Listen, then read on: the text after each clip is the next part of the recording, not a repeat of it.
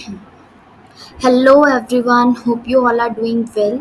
सो आज हम डिस्कस करने वाले हैं ग्राउंड टू ग्राउंड प्रोजेक्शन का पार्ट 2। और ग्राउंड टू ग्राउंड प्रोजेक्शन किसका पार्ट है? ये पार्ट है 2D मोशन का।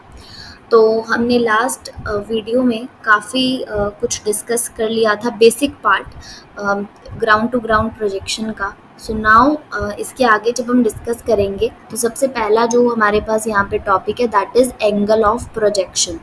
एंगल ऑफ प्रोजेक्शन जो है ये रिप्रेजेंट हम करते हैं विद अल्फ़ा, और इसका एक्सप्रेशन होता है tan alpha equals to V Y upon V X. अब यहाँ पे वी वाई क्या है और वी एक्स क्या है ये हम लास्ट वीडियो में डिस्कस कर चुके हैं, लेकिन फिर भी एक बार देख लेते हैं। सो जो वी वाई है ये रिप्रेजेंट करता है वर्टिकल मोशन और वी एक्स रिप्रेजेंट करता है हॉरिजॉन्टल मोशन को, और v जो है वो रिप्रेजेंट करता है वेलोसिटी एट एनी इंस्टेंट, किसी एक इंस्टेंट की वेलोसिटी। तो अगर वर्टिकल मोशन देखा जाए तो वर्टिकल मोशन में जो किसी भी इंस्टेंट की वेलोसिटी होती है वो होती है यू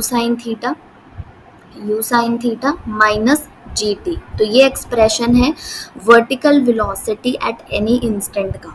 नेक्स्ट हमारे पास अपॉन में क्या लिखा है? डिनोमिनेटर में हमने लिख रखा है वी एक्स। सो जो ये वी एक्स है ये रिप्रेजेंट करता है हॉरिजॉन्टल मोशन की वेलोसिटी को एट एनी इंस्टेंट। तो इसका एक्सप्रेशन होता है यू कॉस थीटा। तो ये तो सेम ही रहता है हर एक इंस्टेंट पे। कौन? हमारा हॉरिजॉन्टल मोशन का वेलोसिटी। तो इस तरह से जो tan अल्फ़ा है उसका एक्सप्रेशन क्या हो जाएगा? u sine theta minus G T upon U cos theta.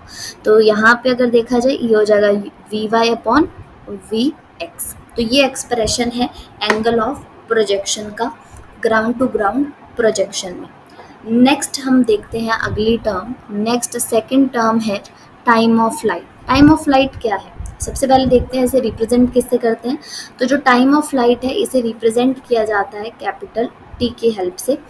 और जैसे ये हमारे पास एक प्रोजेक्टाइल मोशन है, तो इस मोशन में जितना टाइम हमारा ऑब्जेक्ट एयर में रहा, जितना टाइम ऑब्जेक्ट एयर में रहा, जैसे यहाँ से लेके यहाँ तक ऑब्जेक्ट जो है वो एयर में रहा, तो ये जो पूरा टाइम एयर में रहा इसी को हम बोलते हैं टाइम ऑफ फ्लाइट। इसका एक्सप्रेशन होता है 2u/y अपॉन जी। अब यहाँ पर हम यूज़ कर रहे हैं वर्टिकल मोशन की वेलोसिटी, और कौन सी वेलोसिटी? Initial velocity. तो वर्टिकल मोशन की जो इनिशियल वेलोसिटी है उसको यूज़ करेंगे हम टाइम ऑफ लाइट के एक्सप्रेशन में। तो यहाँ पे फाइनल एक्सप्रेशन हो जाएगा 2u साइन थीटा बाय जी। तो ये एक्सप्रेशन हो गया टाइम ऑफ फ्लाइट का। नेक्स्ट हमारे पास थर्ड है एच मैक्स, जो कि है maximum height attend by the projectile. कितनी मैक्सिमम हाइट प्रोजेक्टाइल अटेन कर रहा है उसका एक्सप्रेशन होगा you Y square upon 2g। तो यहाँ पर भी हमने क्या लिया? हमने यहाँ पर भी वर्टिकल मोशन की इनिशियल वेलोसिटी ली है। किसमें? एच मैक्स के एक्सप्रेशन में। तो फाइनल एक्सप्रेशन हो जाएगा you square sine square theta upon 2g। सो ये थे 3 एक्सप्रेशंस जो काफ़ी इंपॉर्टेंट हैं ग्राउंड टू ग्राउंड प्रोजेक्शन के लिए, that is a part of 2D motion. तो फर्स्ट है एंगल ऑफ प्रोजेक्शन, जो कि है tan alpha equals to V Y upon V X. V Y क्या है? वर्टिकल मोशन की वेलोसिटी है at any instant. V X क्या है? हॉरिजॉन्टल मोशन की वेलोसिटी है at any instant. Then second था हमारे पास टाइम ऑफ लाइट का एक्सप्रेशन, जो कि है 2u साइन थीटा अपॉन जी। यहाँ पर जो u साइन थीटा है वो रिप्रेजेंट कर रहा है वर्टिकल मोशन की इनिशियल वेलोसिटी को। देन थर्ड एक्सप्रेशन था मैक्सिमम हाइट का, एच मैक्स का, जो है you square sine square theta upon 2g। यहाँ पर भी हमने वर्टिकल मोशन की इनिशियल वेलोसिटी को यूज़ किया है। अब चलते हैं आगे और कुछ और टर्म्स देखते हैं। सो यहाँ पे हमारे पास नेक्स्ट जो टर्म है दैट इज़ रेंज। अब ये रेंज क्या होती है? रेंज होता है हॉरिजॉन्टल डिस्टेंस। जैसे कोई प्रोजेक्टाइल था, उसने ये पाथ फॉलो किया, तो यहाँ पे इस प्रोजेक्टाइल ने जो ये हॉरिजॉन्टल डिस्टेंस कवर किया, तो ये जो हॉरिजॉन्टल डिस्टेंस इस प्रोजेक्टाइल ने कवर किया इसी को हम रेंज बोलते हैं और कैपिटल आर से इसे रिप्रेजेंट करते हैं।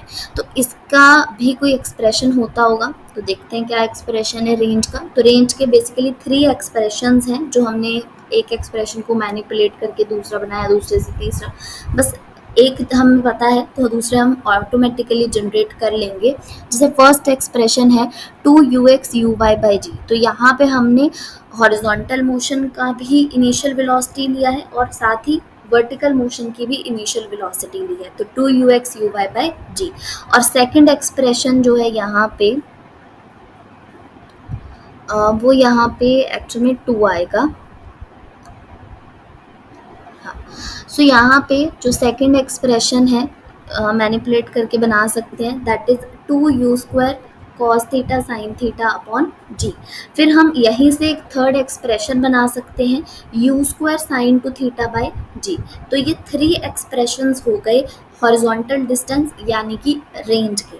अब जो रेंज का ये हमारे पास एक्सप्रेशन है u² sin two theta by g, यहाँ से हम एक कंक्लूजन निकाल सकते हैं क्या, कि जो रेंज है, अगर हमें पता करना हो कि रेंज कब मैक्सिमम होगी, तो रेंज तब मैक्सिमम होगी जब हमारे पास साइन टू थीटा मैक्सिमम होगा, मतलब कि जब हमारे पास 2 थीटा मैक्सिमम होगा, है ना।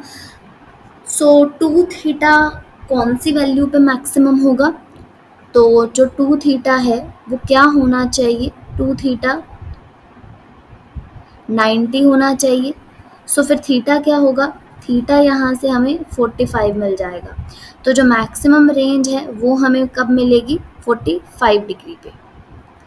और मैक्सिमम रेंज का एक्सप्रेशन क्या होगा, सो मैक्सिमम रेंज का एक्सप्रेशन हो जाएगा u² अपॉन जी। बस सिंपली u² अपॉन जी करेंगे तो maximum range, maximum horizontal distance हमें मिल जाएगा प्रोजेक्टाइल मोशन का। नेक्स्ट हम यहाँ पे देख सकते हैं कि r maximum is equals to 4 times of h। तो ये भी काफ़ी इंपॉर्टेंट एक्सप्रेशन है जो डायरेक्टली इनडायरेक्टली क्वेश्चंस में यूज आ जाता है। सो यहाँ पर हमने किसका एक्सप्रेशन देखा, रेंज का।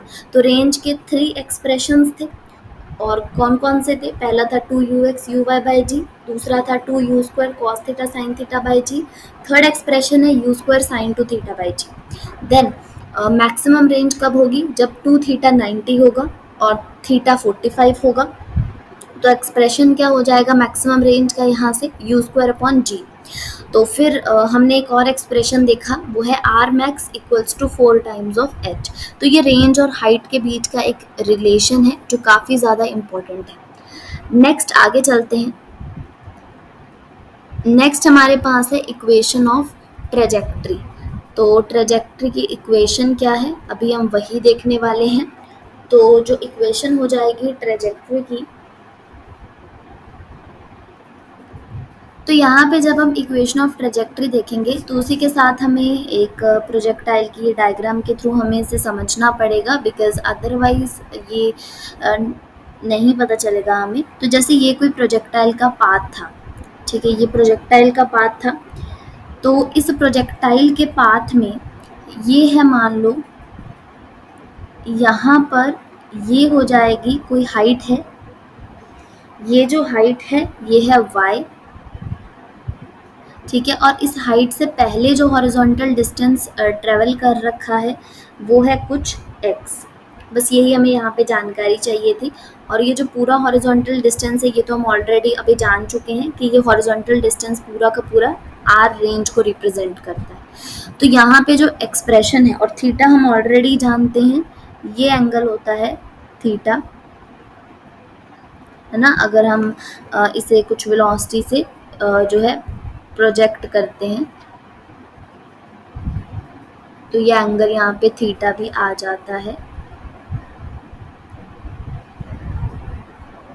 सो I hope it is understandable. तो आगे बढ़ते हैं। तो यहाँ पे इक्वेशन ऑफ ट्रेजेक्ट्री क्या हो जाएगी, y is equals to x tan theta 1 minus X upon R. Hope करते हैं कि x और y आपको क्लियर होगा।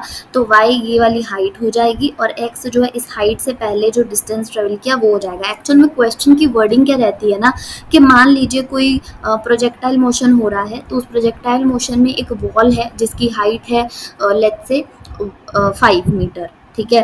तो ये जो 5 मीटर वॉल की हाइट है ये एक्चुअल में y रिप्रेजेंट करती है और बताता है कि प्रोजेक्टाइल जो है वो कुछ डिस्टेंस ट्रेवल कर कुछ मान लेते हैं कुछ डिस्टेंस उसने x ट्रेवल किया before touching the top of the wall, है ना, तो वो डिस्टेंस होता है x। तो वहाँ से एक्सप्रेशन आता है y is equal to X tan theta into 1 minus X upon are.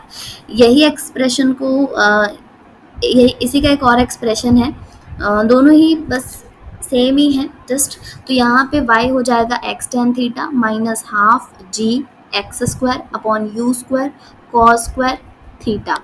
सो ये एक्सप्रेशन हो जाता है हमारे पास इक्वेशन ऑफ ट्रेजेक्ट्री का।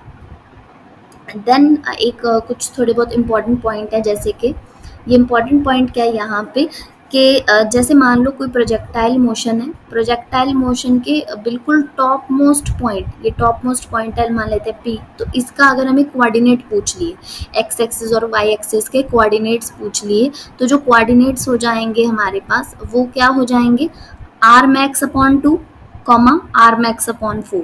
तो ये कोऑर्डिनेट्स हो जाते हैं टॉप मोस्ट पॉइंट के। एंड ये बहुत एक इम्पॉर्टेंट ट्रिक है या एक पॉइंट है जो हम यूज़ कर सकते हैं क्वेश्चन जब डायरेक्टली आ जाए। सो इस तरह से हमने पूरा ground to ground projection complete कर लिया है, जिसमें हमने इसकी बेसिक टर्मिनोलॉजी समझी, इसके कुछ बेसिक एक्सप्रेशन समझे और कुछ इंपॉर्टेंट पॉइंट्स को भी हमने देखा और साथ ही प्रोजेक्टाइल को डायग्राम के थ्रू समझने की भी कोशिश की। So I hope you all enjoyed watching this video. Please like, share and subscribe the channel for watching more videos, and thank you.